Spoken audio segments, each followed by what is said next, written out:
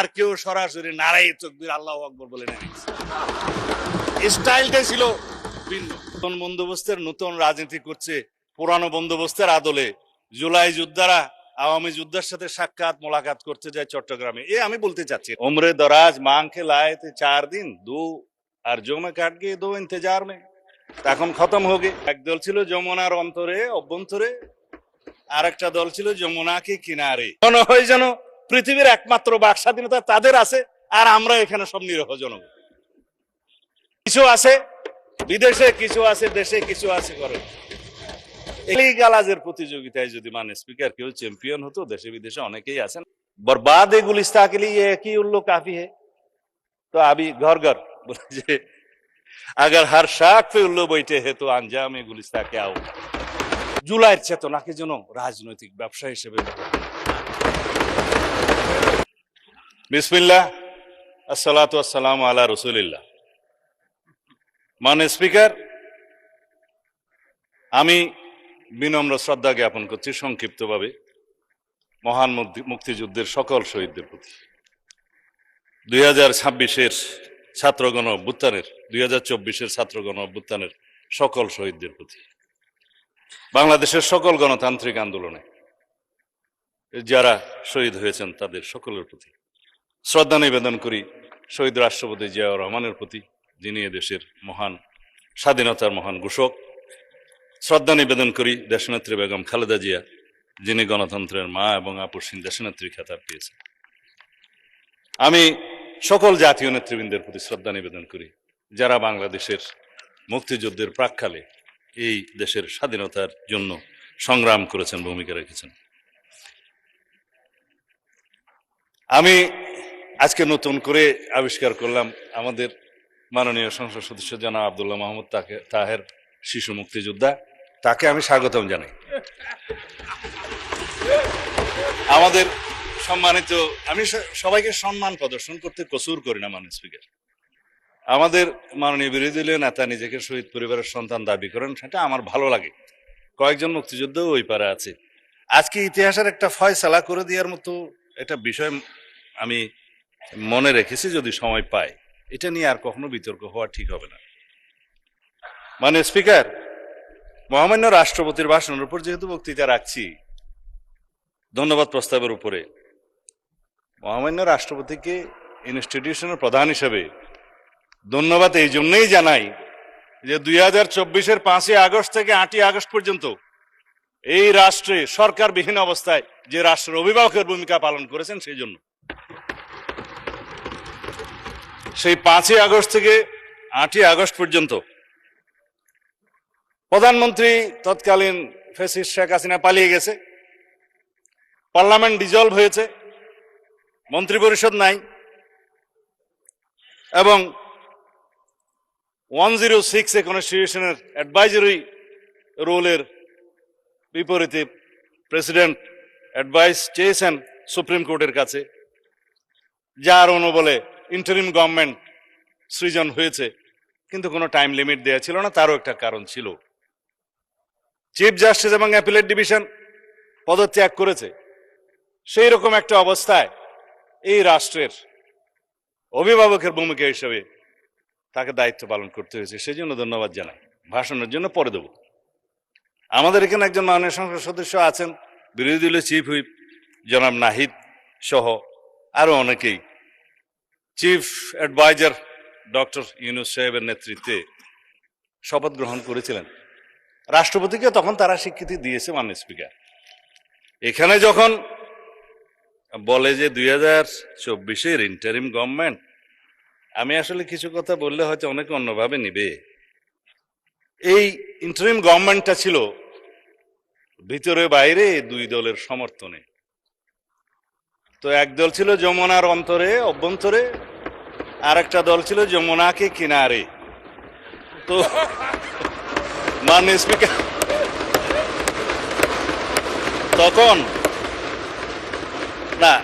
তখন তারা এখন বলতে পারে যে আগে কি সুন্দর দিন কাটাইতাম, এখন নাই। আমি এই ভাষায় বলতে চাচ্ছি না, আগে যা ভালো ছিল তা হঠাৎ করে এখন মন্দ হলো কিভাবে। এটা স্ববিরোধিতা। মাননীয় স্পিকার, এর বেশি বলতে চাই না। আমার নতুন দলের নতুন বন্ধুরা নতুন বন্দোবস্তের নতুন রাজনীতি করছে, পুরানো বন্দোবস্তের আদলে। জুলাই যোদ্ধারা আওয়ামী যোদ্ধার সাথে সাক্ষাৎ মোলাকাত করতে যায় চট্টগ্রামে, আমি বলতে চাচ্ছি না, এটা আমার বলা ঠিকও না।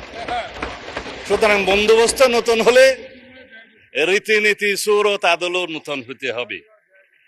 এটা মানে স্পিকার, আমি অনুরোধ করব যাতে এগুলাতে কেউ মনে না করে আর কি। যাই হোক, সেই অন্তর্বর্তীকালীন সরকারের মেয়াদ তো একটা অনির্ধারিত না হলেও এটা নির্ধারণ জনগণ করে দিয়েছিল। কেউ কেউ নির্বাচন তখন চায় নাই, কিন্তু নির্বাচন আদায় করে নিতে হয়েছে। মানে স্পিকার, এখানে সেটা দেশের ইতিহাস সাক্ষী দেবে। তো সুতরাং ওই 4 দিনের সরকার, 4 দিনের দুনিয়া। তো এখন বলতে গেলে যে ও उम्र दराज मांग के लाए थे 4 दिन, 2 अर्जों में काट गए, 2 इंतजार में, তখন খতম हो गए। তো এটা হচ্ছে শের, আমার কথা না। এখন আমি বাস্তবে আসার জন্য বলছি, আমরা একটা গণতান্ত্রিকভাবে নির্বাচিত সরকার, একটা ঐতিহাসিক নির্বাচন হয়েছে, সারা বিশ্ব স্বীকৃতি দিয়েছে। যারা ইলেকশন অবজারভার্স এসেছিলেন ইইউ সহ সমস্ত দুনিয়া থেকে, তারা সবাই বলেছে বাংলাদেশে একটা সুষ্ঠু শান্তিপূর্ণ নির্বাচন হয়েছে। গত পরশুদিন ইইউর নির্বাচন পর্যবেক্ষণ মিশনের চূড়ান্ত প্রতিবেদন দাখিল হয়েছে, আমাদেরকেও দিয়েছে, মাননীয় বিরোধী দলীয় নেতার কাছেও দিয়েছেন। তো তারা বলেছেন নির্বাচন বিশ্বাসযোগ্য, কোনো ইঞ্জিনিয়ারিং দেখা যায়নি। গতকালকের পত্রিকা 1টা 2টা 3টা, আমার কাছে আর বেশি পত্রিকা নাই। কিন্তু মাননীয় বিরোধী দলীয় নেতা এক জায়গায় শেকায়েত করেছেন যে হ্যাঁ, বিএনপি সংস্কারের বিষয়ে টালবাহানা করছে। তা আমি এখন পত্রিকাগুলো ফেলে দিলাম। তিনি আবার বলেছেন যে কোনো দলিল পত্র কাগজ ছাড়া, স্পেসিফিক কোনো কিছু ছাড়া যেন কথা না বলি, কয়েকদিন আগেও বলেছেন। আমি যা বলতে চেয়েছিলাম সেটা বলতে গেলে অনেক সময় লাগবে, বলতে পারছি না। তারপরেও বলি, মানে স্পিকার, এখানে তো ইতিহাস চর্চা অনেক হয়েছে। তো ইতিহাসের আকাশে তো অনেক তারা। বলেছেন 1947-এ মাওলানা মওদুদী সাহেব পাকিস্তানকে চেয়েছিলেন। এইটা মাননীয় স্পিকার, আজকে এত বছর পরে, কত বছর হলো তো জানি না, এখন 47 থেকে 2000, তারপরে 25, বোধহয় 75 বছরের বেশি হয়ে গেল, 78 হয়ে গেছে। আজকে এই নতুন ইতিহাসটা আবিষ্কার করার জন্য আমি ধন্যবাদ জানাচ্ছি। এখন 1971 সালকে ভালো লাগে না সেটা আমরা বলতে চাই না, কেন ভালো লাগে না সেটা আমরা জানি। কিন্তু 72-এর সংবিধান, 71-এর ইতিহাস, সবকিছুকে এখন স্বীকৃতি দিতে হচ্ছে। আমি বিরোধী দলীয় নেতৃবৃন্দকে অসংখ্য ধন্যবাদ জানাই যে আপনারা মুক্তিযোদ্ধাদের ধারণ করেছেন, নিজেরা মুক্তিযোদ্ধা দাবি করছেন এবং মুক্তিযুদ্ধের সেই ইতিহাসকে আপনারা স্বীকার করছেন। সেই জন্য দালিলিকভাবে কথা বলি, জাতীয় মুক্তিযোদ্ধা কাউন্সিল বিল গত কয়েকদিন আগে পাশ হয়েছে। এটা ইতিহাস, রেকর্ড, এই পার্লামেন্টের এই লেজিসলেশন সাক্ষী দিবে। আমাদের সকল বিরোধী দলীয় নেতৃবৃন্দ বসা ছিলেন, নার পক্ষেও ভোট দেয় নাই, হার পক্ষেও ভোট দেয় নাই। এনসিপির বন্ধুরা হার পক্ষে ভোট দিয়েছে, সত্য কিনা বলতে পারে। এখানে কি লেখা আছে?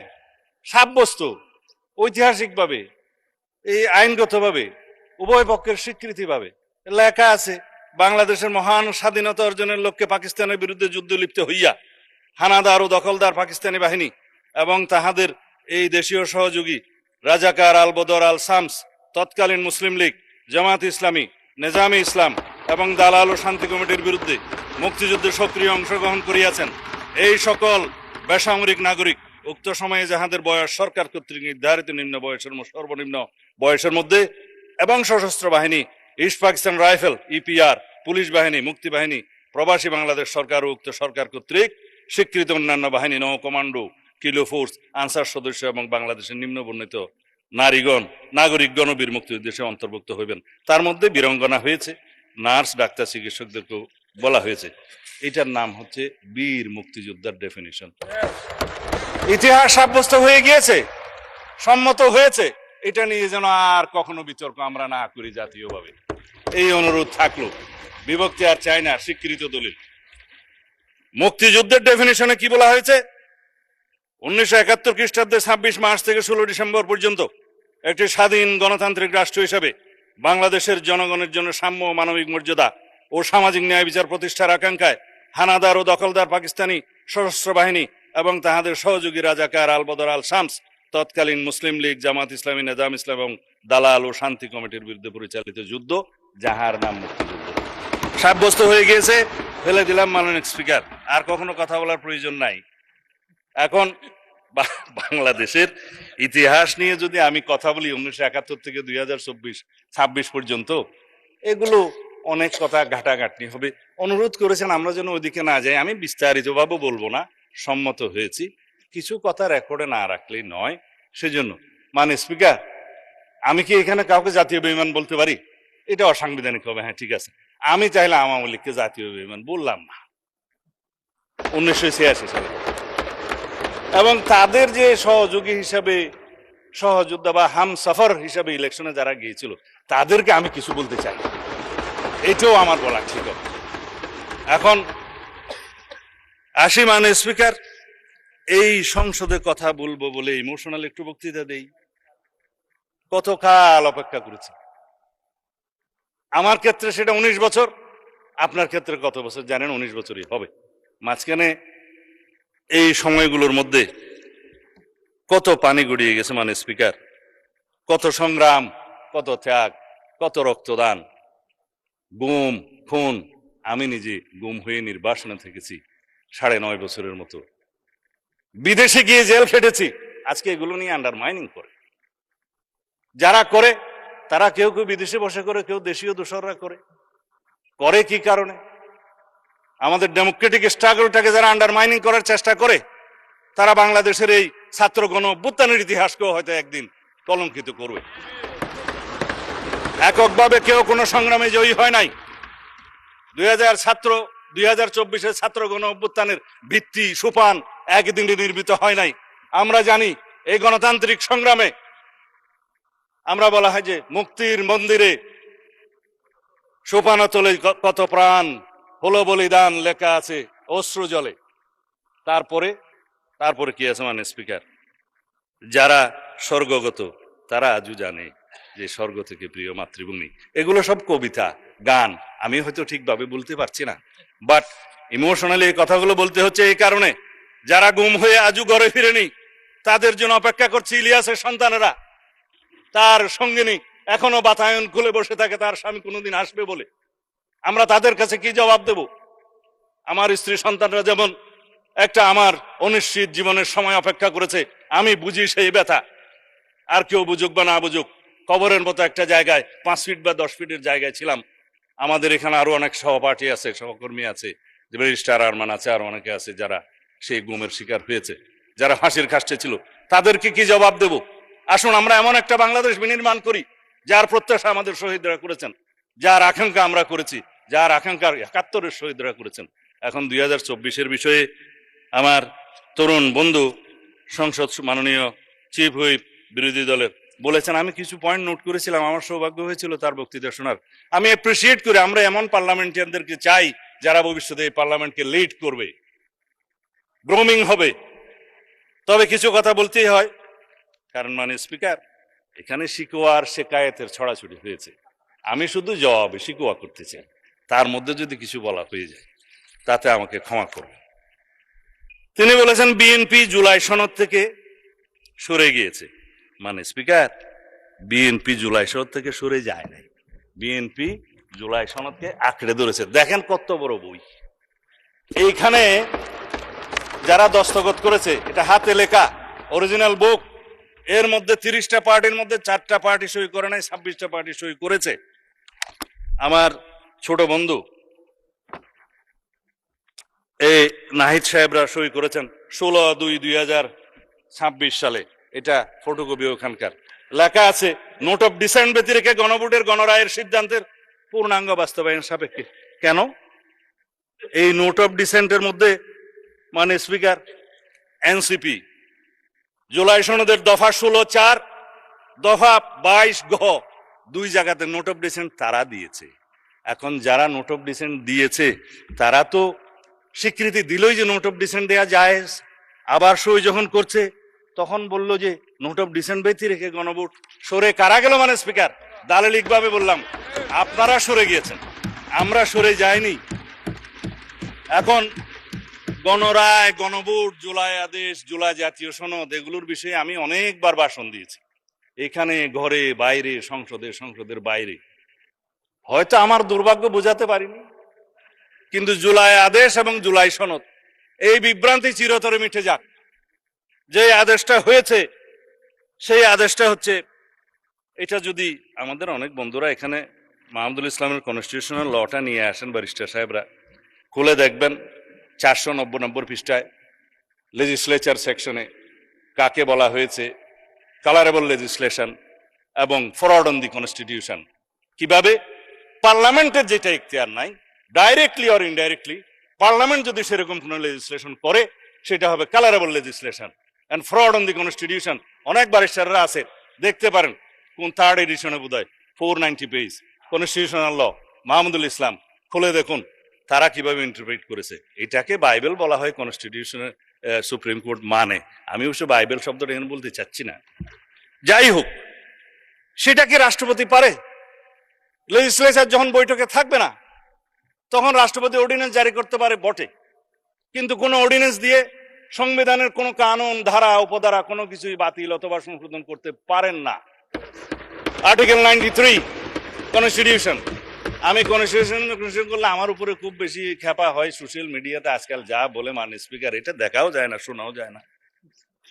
এই বাক স্বাধীনতার নামে যা চলছে। তিনি একটা অর্ডার করলেন, এই যে আমাদের আজকে অর্থমন্ত্রী সাহেব সেটা বলেছেন, আইনমন্ত্রী সাহেবের সমর্থন নিয়ে বলেছে যে তফসিলে, প্রথম তফসিলে সেটা বলা আছে 17 সাবসেকশন 3-তে, পরে পেরাতে বলা আছে যে 7th of April 1973 পরে কোনো অর্ডার ইস্যু করার কোনো এখতিয়ার রাষ্ট্রপতির রইল না। অর্ডারই যেটা না, ভয়েড ইন ইস্যু, সেই অর্ডারের উপরে কথা বলছে মানে স্পিকার আমাদের বিরোধী দলীয় সদস্যরা। জনাব নাহিদ সাহেবকে আবারও ধন্যবাদ জানাই যে বলেছে রাষ্ট্রপতি অর্ডার দিতে পারে না, রেকর্ডে আছে মানে। এরপরে তিনি বলছেন যেহেতু এর উপর একটা গণভোট হয়েছে, মানে স্পিকার সাদই যদি জায়েজ না হয় তাহলে পরে লিজিটিমেট হয়ে যাবে না বাকিটা। এটা হচ্ছে মোটামুটি কথা। এখন বলছে গণভোট হওয়ার কথা। হ্যাঁ, আমাদের মাননীয় সংসদ সদস্য জুনায়েদ সাকি সাহেব, আরো অনেকে এখানে যারা ঐক্যমত্য কমিশনের মধ্যে, জাতীয় ঐক্যমত্য কমিশনের মধ্যে কাজ করেছেন, সদস্য ছিলেন, বিভিন্ন পার্টিকে প্রতিনিধিত্ব করেছেন, ছিলেন, শাহাদত সাহেব, সেলিম সাহেব আছেন, আমাদের মাননীয় সদস্য তাহের সাহেব আছেন, আরো অনেকে আছেন। গণভোট হওয়ার কথা প্রস্তাব তো আমিই করেছিলাম বিএনপির পক্ষে। কিসের উপরে করেছিলাম? জুলাই জাতীয় সনদের যখন আপনারা আইনগত ভিত্তি চাচ্ছেন যে এটার একটা আইনগত ভিত্তি রচনা করার দরকার, আমরা বললাম যে ঠিক আছে, সার্বভৌম জনগণের কাছে যাই, তারা এই জুলাই সনদের পক্ষে আছে কিনা আমরা জেনে নেই। একটা রেফারেন্ডাম হতে পারে, রেফারেন্ডামের জন্য একটা অধ্যাদেশ হবে, হলো, সম্মত হলো। জুলাই জাতীয় সনদের উপরে গণভোট তো আমরা মানেই মাননীয় স্পিকার। জনগণ ভোট দিয়েছে, আমার নেতারা বলেছে যে গণভোটের পক্ষে হ্যাঁ বলুন, বলেছে। কারণ এই জুলাই জাতীয় সনদ স্বাক্ষরিত হওয়ার পরে হঠাৎ করে একটা নাজিল করলো যে জুলাই জাতীয় সনদ উইদিন ব্র্যাকেট সংবিধান সংস্কার আদেশ নামে একটা জিনিস, না বাস্তবায়ন আদেশ 2025 11 নভেম্বর সম্ভবত, কোথায় গেল বইটা, যাই হোক। এখন হ্যাঁ, এটা হচ্ছে 13 নভেম্বর 2025। এইটা নাজিল হলো মাননীয় স্পিকার, কেউ বলেও নাই, সম্মতও হয় নাই, আলোচনাও হয় নাই। তো সেই জন্যই আমি রাষ্ট্রপতিকে জিজ্ঞেস করছিলাম, মাননীয় রাষ্ট্রপতি এই আদেশকে আপনি জারি করতে পারেন? তার উপর অনেকে ট্রল করেছে, তিনি বলেছেন যে আমি তো পারি না, আমাকে পারাচ্ছে, সেই জন্য অনেক ট্রল হয়েছে তো তাই। এখন কথা হলো, যিনি ইস্যু করছেন তিনি কেন ইস্যু করলেন, সেই প্রশ্ন তাকে করেছে। এবং এই আদেশের পরে যেই গণভোট অধ্যাদেশটা দেয়া হলো, সেই গণভোট অধ্যাদেশ, আমরা তো গণভোটের জন্য অধ্যাদেশটা মানি, কিন্তু গণভোটের অধ্যাদেশের মধ্যে কি কখনো মাননীয় স্পিকার এইরকম তফসিল দিতে পারে জুলাই জাতীয় সনদের? এই 48টা তফসিল এখানে দেয়া আছে, দিয়ে নোট অফ ডিসেন্টের কোনো পোর্শন এখানে রাখা হয় নাই।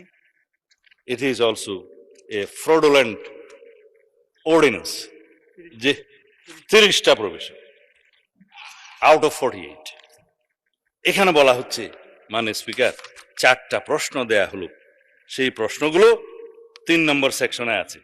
সেই প্রশ্নগুলোর মধ্যে 3.5টা জুলাই সনদের সাথে আছে, সামঞ্জস্য আছে, আধাটা প্রশ্ন নাই। সেই আধাটা প্রশ্ন হচ্ছে ওই অবৈধ জুলাই আদেশ উপর ভিত্তি করে। এখন যেটা প্রথম থেকেই অবৈধ, ভয়েড ইন এবিনিসিউ, এবং সেই জিনিসটার উপরে কোন রকম সম্মতি ছিল না, রাজনৈতিক সমঝোতা ছিল না, জুলাই জাতীয় সনদের যে স্বাক্ষরিত দলিল তার সাথে কোনো মিল ছিল না, এবং সেই এরকম একটা আদেশ কিভাবে অন্তর্বর্তীকালীন সরকার করতে পারে মাননীয় স্পিকার? এবং সেই প্রেসিডেন্টের কি ক্ষমতা আছে?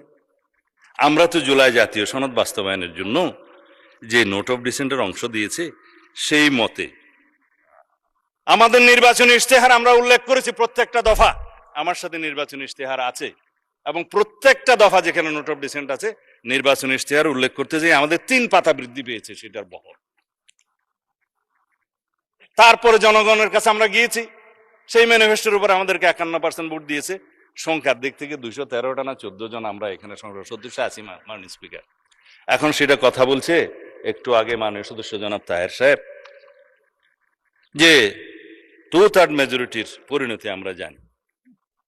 মাননীয় স্পিকার, 2/3 মেজরিটি না হলে 1979 সালে 5ম সংশোধনী হতো না, বাকশাল বিলুপ্ত হতো না, বহুদলীয় গণতন্ত্র প্রতিষ্ঠা হতো না, এবং জুডিশিয়ারি ইন্ডিপেন্ডেন্স কায়েম হতো না, আর্টিকেল 96 আসতো না, সুপ্রিম জুডিশিয়াল কাউন্সিল আসতো না, এই দেশে মুক্ত গণমাধ্যম আসতো না, এগুলো কিছুই আসতো না।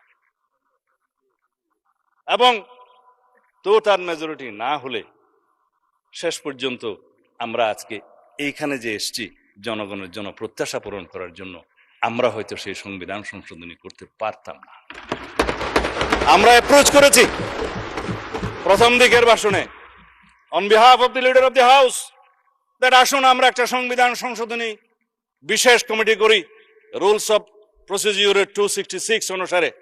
ওখানে টার্মস অফ রেফারেন্স থাকবে, আমরা আলোচনা করব। এখানে জুলাই জাতীয় সনদ সহ under the sun anything we can discuss there, এবং আমরা একটা let us have a constitution for the future generation. আমরা এখানে আলোচনা করব, কম্প্রোমাইজ করব, আলাপ আলোচনার ভিত্তিতে, সমঝোতার ভিত্তিতে আমরা সেই কনস্টিটিউশনটা গ্রহণ করব। তারা বললেন সংস্কার পরিষদ করতে হবে।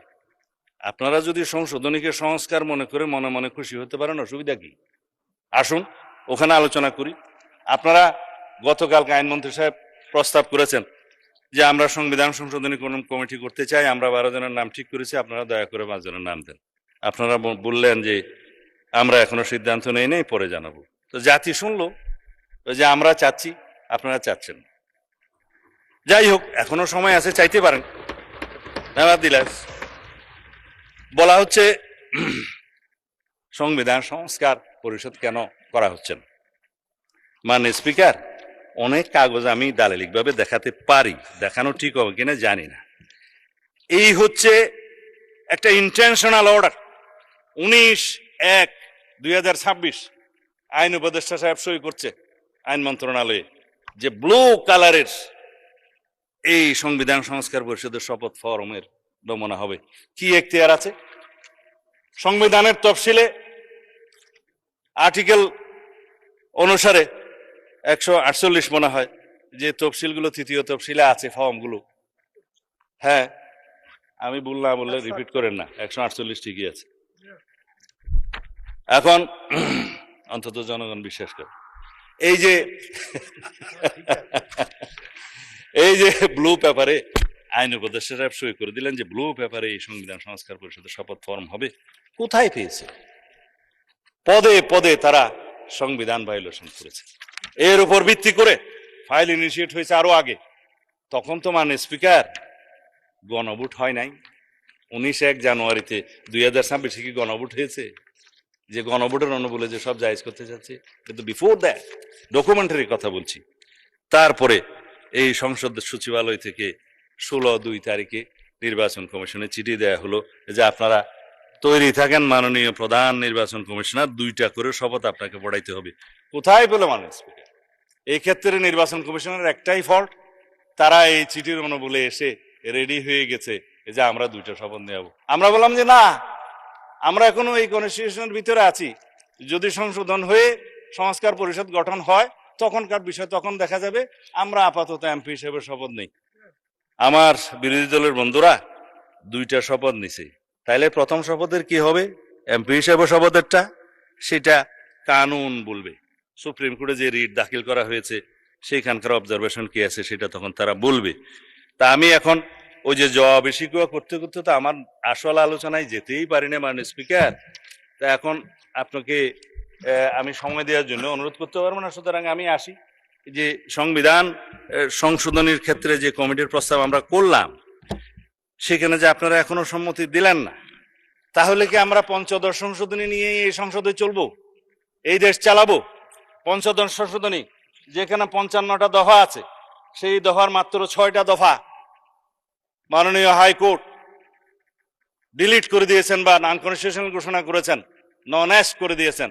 তার মধ্যে বলা যায় আপনার 7A and B, যেটা বলা হয় যে ফ্রড অন দি কনস্টিটিউশন, যেটা কালারেবল রেজিস্ট্রেশন হয়েছে, এখতিয়ারে নাই, ভবিষ্যৎ পার্লামেন্টের এখতিয়ার তারা করব করে, সেটা করেছে। তারপরে আর্টিকেল 58A, ওইটা ক2 পরিচ্ছেদ যেটা আছে আর কি, আপনার তত্ত্বাবধায়ক সরকার বিলোপ করেছিল, সেটাকে আনকনস্টিটিউশনাল ঘোষণা করেছে। 44 সাবসেকশন 2 করেছে, যেটা জুডিশিয়ারির ব্যাপার, আপনার হাইকোর্ট ডিভিশনের একটা এখতিয়ারকে লোয়ার লেভেলে ডিস্ট্রিক্ট কোর্ট লেভেলে নিতে চেয়েছিল, সেটা তাদের ভালো লাগে না, যেহেতু কনস্টিটিউশনাল কোর্ট হচ্ছে হাইকোর্ট, আর ওগুলো হচ্ছে যে court by law, created by law, সেই জন্য করেছেন। তারপরে আর কি হলো, গণভোটের 142টা তারা অবৈধ ঘোষণা করেছিল 15 অ্যামেন্ডমেন্টে, সেটাকে তারা আনকনস্টিটিউশনাল ঘোষণা করলো। এই 5টা 6টা বাদে বাকি 55-এর সবকিছু তো রয়ে গেছে মাননীয় স্পিকার। হ্যাঁ, সবাই ঠিকই বলে যে ওখানে একজনের ছবি ওঠানোর কথা, আপনারা উঠাচ্ছেন না কেন? যদি আপনারা সংবিধান সংশোধনে রাজি না হন তাহলে তো ছবি লাগাতে হবে। আপনারা কি সেটা চান? আমরা চাই মহান আল্লাহর উপর আস্থা এবং বিশ্বাস আমরা ধারণ করি, প্রিয়াম্বলে সংবিধানের মূলনীতি এবং রাষ্ট্র পরিচালনার মূলনীতি আর্টিকেল 8-এ, সেটা যদি আমরা সংবিধান সংশোধন না করি তাহলে তো ধারণ করতে পারবো না মাননীয় স্পিকার। এগুলো জনগণ জানুক, সেই জন্য আমি এখন আহ্বান জানাচ্ছি, আপনারা নিশ্চয়ই জানেন আমরা একটা সোভারেইন, ইন্ডিপেন্ডেন্ট এবং ইউনিটারিস রিপাবলিক। এই রিপাবলিকের মানি আসছে হলো রেস পাবলিকা থেকে, এটা জনগণের সম্পত্তি, রেস মানি জিনিস। এই রিপাবলিকের মালিক জনগণ। আপনারা অনেকেই বক্তৃতা দিয়েছেন যে কনস্টিটিউশন তো মানুষের জন্য, মানুষ কনস্টিটিউশনের জন্য না, 100% সত্য। সুতরাং এই রিপাবলিকের যে মালিক জনগণ, তাদের পক্ষে যদি আমরা কনস্টিটিউশন অ্যামেন্ডমেন্ট করতে চাই তাহলে আমাদেরকে এই সংবিধান সংশোধনী কমিটিতে আসতে হবে। মানে স্পিকার, বর্তমান দুনিয়ায় with new global order, new global economic order, new global south, balance and imbalance, এগুলো সবগুলোর সাথে তাল মিলিয়ে আমাদের নেতা মাননীয় প্রধানমন্ত্রী জনাব তারেক রহমান বিশ্ব স্বীকৃতি পেয়েছেন। 100 influential leaders of the world যে তালিকা হয়েছে তার মধ্যে পেয়েছে। আমরা তার নেতৃত্বে আছি, আমরা পেয়েছি তার কাছ থেকে প্ল্যান। তিনি বলেছেন আই হ্যাভ এ প্ল্যান, আমরা সবাই বলি উই হ্যাভ এ প্ল্যান। সেই প্ল্যান কি এবং সেই প্ল্যানের বাস্তবায়ন কি জাতি দেখতে শুরু করেছে মাননীয় স্পিকার। বিএনপি প্রতিশ্রুতি দেয়, বিএনপি প্রতিশ্রুতি রাখে। বিএনপির ইতিহাস 1971 সালের ইতিহাস, মহান স্বাধীনতার ঘোষক শহীদ রাষ্ট্রপতি জিয়া রহমানের। বিএনপির ইতিহাস 7ই নভেম্বরের ইতিহাস, এই দেশের সংবিধান এবং এই রাষ্ট্রকে রক্ষা করার ইতিহাস। বিএনপির ইতিহাস 1979 সালে বহুদলীয় গণতন্ত্র প্রতিষ্ঠার ইতিহাস। বিএনপির ইতিহাস 1991 সালে এই দেশের সংসদীয় রাজনীতি প্রবর্তনের ইতিহাস। বিএনপির ইতিহাস 1996 সালে তত্ত্বাবধায়ক সরকার পদ্ধতি প্রতিষ্ঠার ইতিহাস। বিএনপির ইতিহাস 1990 2024-এর ছাত্র গণ অভ্যুত্থান এবং গণ অভ্যুত্থানের মধ্য দিয়ে এই দেশের বারবার গণতন্ত্রকে রক্ষা করার ইতিহাস। মাননীয় স্পিকার, সময়তে চলে গেল, মাগরিবের আজান পর্যন্ত অন্তত যাই, আপনি তো গরিব বিচাই দিতে পারেন। মাননীয় স্বরাষ্ট্রমন্ত্রী, আর 11 মিনিট পরে আজান হবে। তো ওই যে ঠিক আছে, আমি আন্দাজে বয়ান করবো না মাননীয় স্পিকার, আর তারপরে আপনি 10 মিনিটের মধ্যে শেষ করে দেন। ঠিক আছে, মাচ অবলাইজ। যাই হোক, মাননীয় স্পিকার, আজকাল সামাজিক যোগাযোগ মাধ্যমে যা চলছে বাক ব্যক্তির স্বাধীনতার নামে, সেটাকে যদি নিয়ন্ত্রণ করা না যায়, আমরা যদি নিজে নিজে নিয়ন্ত্রণ না হই, এই জাতিকে আমরা কোথায় নিয়ে যাব জানি না। কিছু আছে বিদেশে, কিছু আছে দেশে, কিছু আছে ঘরে। এখানে আমরা freedom of speech and freedom of press বলে কথা থাকে, এটাও আর্টিকেল 39-এ বিবৃত আছে। But it is subject to reasonable restriction imposed by the law in the greater interest of the state and public order. আরো কিছু কিছু আছে, তো সেই রিজনেবল রেস্ট্রিকশনটা তো কোর্ট দয়া করে বলতে পারে। আমরা আইন মন্ত্রণালয়কে, সংসদ বিষয়ক মন্ত্রীকে বলতে পারি যে এই রেস্ট্রিকশনগুলো কি আমরা এনাক্টমেন্টে আনতে পারবো? না হলে পিতার সাথে কন্যাকে জড়িয়ে, মাননীয় প্রধানমন্ত্রীর স্ত্রী কন্যাকে সহ জড়িয়ে যেভাবে বাংলাদেশে এই স্বাধীনতার নামে যেভাবে কুৎসিত কলঙ্কিত ধারা হচ্ছে, এটা বেশি দূর এগোতে পারবে না মাননীয় স্পিকার। আমরা পারবো না, আমাদের কালচারটা নষ্ট হয়ে যাবে, সামাজিক সোশ্যাল হারমোনি নষ্ট হয়ে যাবে, রিলিজিয়াস হারমোনি নষ্ট হয়ে যাবে, আমাদের এখানে অনেক কিছু অনাচার হবে। সেই জন্য অনেক সময় মাননীয় স্পিকার আমরা বলি, আমরা তো কাউকে উল্লু ডাকতে পারি না এই মানুষ সংসদে, মহান সংসদে পারি না। কিন্তু এখন যে পরিমাণে দেখছি আবারও সে যে बर्बाद गुलिस्ता के लिए एक ही उल्लू काफी है।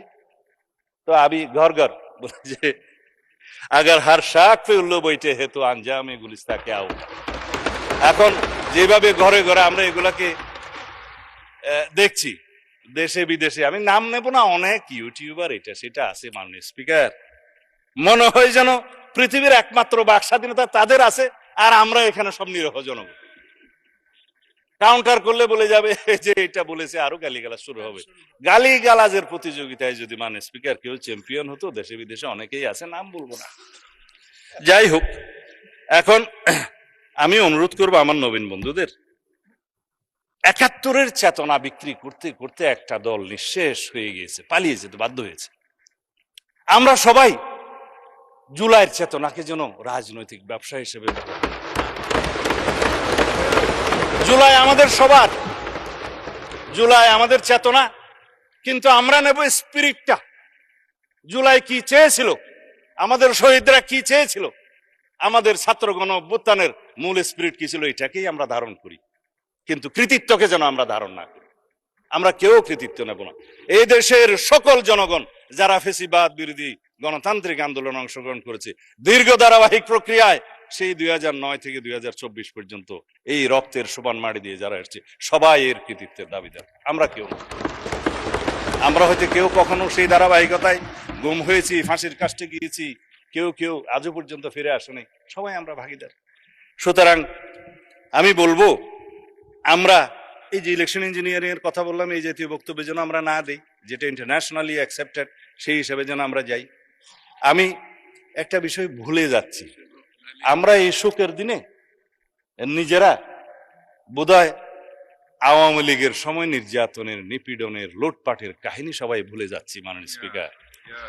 নিজেদের মধ্যে আমরা মুক্তিযোদ্ধা, মুক্তিযোদ্ধা ৭১, ৭২ করতে করতে আমরা যেন সেই স্মৃতি বিস্মৃত হয়ে যাচ্ছি, সেটা যেন আমরা না বলি।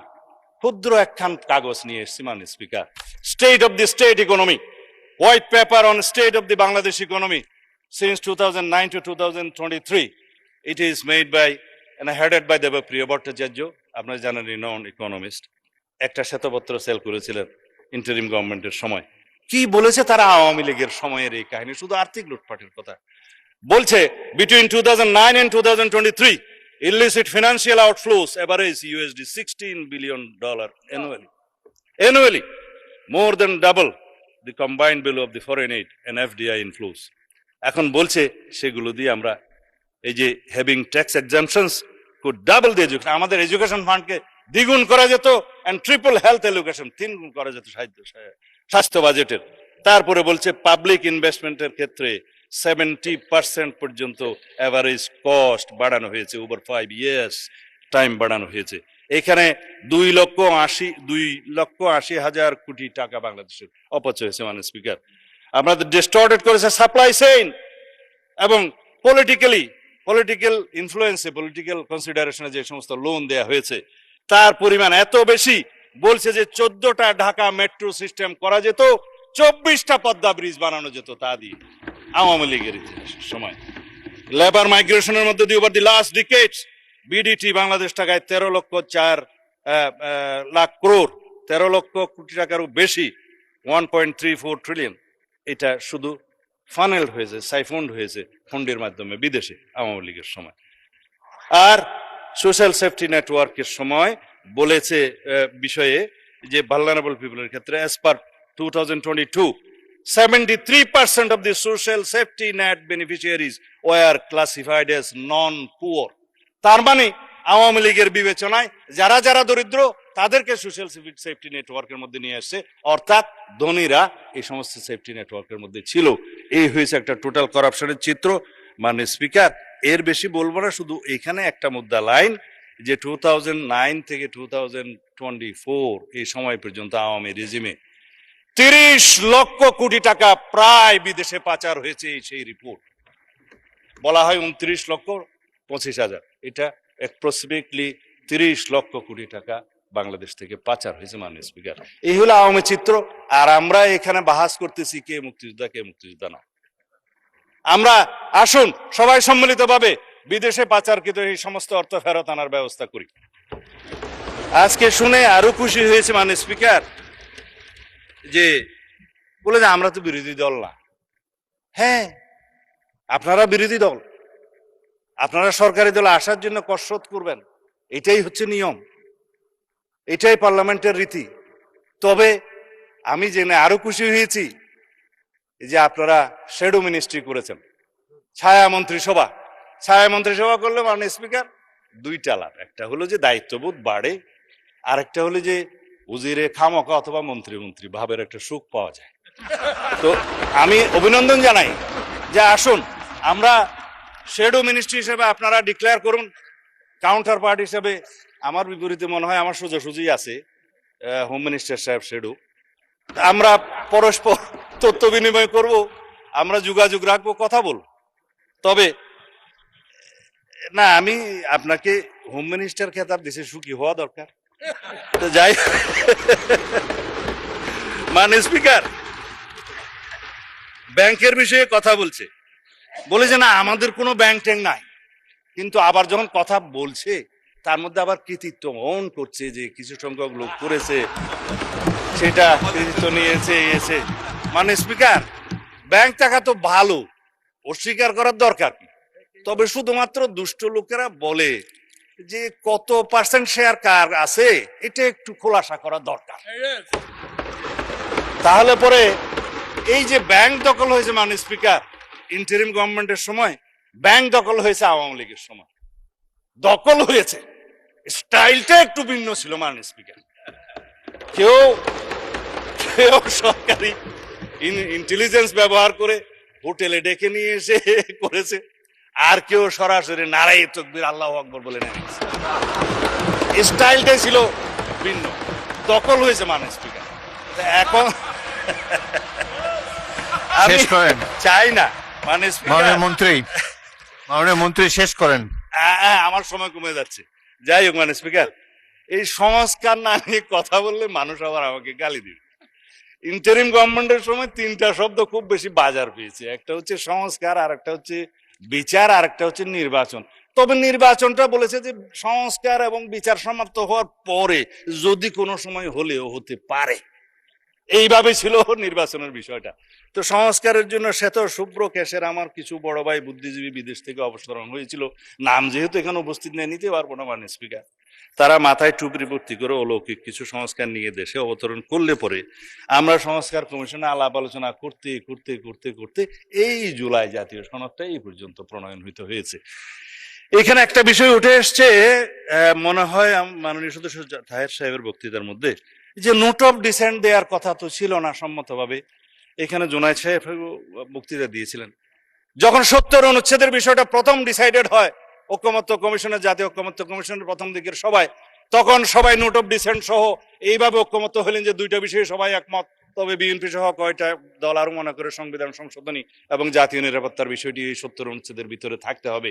সেই দিন থেকে ডিসাইড হলো নোট অফ ডিসেন্ট সহকারে জুলাই জাতীয় সনদ প্রণীত হবে, এবং নোট অন ডিসেন্ট সহকারে আপনারা স্বাক্ষর করেছেন, এখানে স্বাক্ষর আছে বড় বড় হাতের স্বাক্ষর, আমরাও স্বাক্ষর করেছি। আসুন সেই জুলাই সনদকে বাস্তবায়ন করি।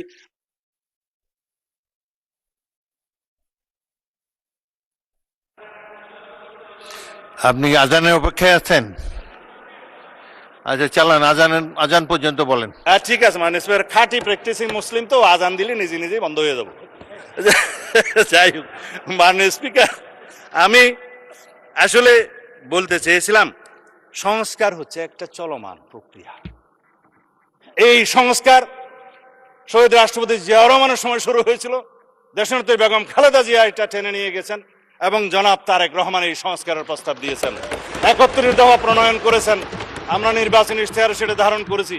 জুলাই জাতীয় সনদের মধ্যে আমরা অনেক কিছুই পেয়েছি, আবার অনেক কিছুই পাইনি, যেগুলো আমাদেরকে 31 দফার ভিত্তিতে করতে হবে। সংবিধানে অনেক কিছু আনতে হবে, যা আমরা সম্মত হয়েছিলাম জুলাই জাতীয় সনদে সেরকম অনেক বিষয় আসেনি। যেমন সংবিধানে 3টা তফসিল, জনাব শেখ মুজিবুর রহমানের ভাষণ সহ সবকিছু সংবিধান হয়ে গেছে মাননীয় স্পিকার। এগুলো আমাদেরকে তো বিলুপ্ত করতে হবে। পঞ্চদশ সংশোধনীর সমস্ত তফসিলগুলো 5, 6 এবং 7 তফসিলগুলো আমাদের বিলুপ্ত করতে হবে। একমত হয়েছিলাম, সনদে আসে নাই, একটা বাদ গিয়েছে। আমরা একমত হয়েছিলাম এই সমস্ত ছবি টানানোর কার কার যেন একটা বিধান আছে আর্টিকেল 4-এ, সেই ছবি টানানোর বিষয়ে আমরা ছবি বিলুপ্ত করার জন্য ঐকমত্য কমিশনের প্রস্তাব, সংস্কার কমিশনের প্রস্তাবে আমরা একমত হয়েছিলাম।